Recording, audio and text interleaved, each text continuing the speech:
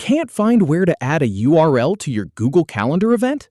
Learn the exact 5-click method to paste any link in under 30 seconds. First, open an existing event or create a new one. Then follow these simple steps to add your URL to the description field. Start by selecting an existing event you want to add a URL to. You can do this when creating a new event or editing an existing one. Then click the Edit button, which looks like a pen icon.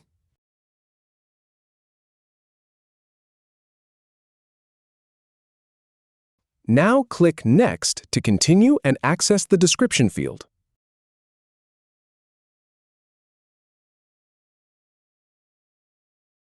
Paste the URL you want to add in the description field, and feel free to add any additional event details if needed.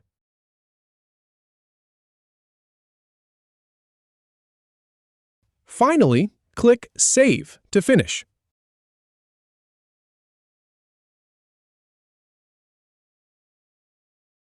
If you have any feedback or if any info is inaccurate, please leave a comment below. We'll do our best to answer or redo the video if needed. Thanks for watching.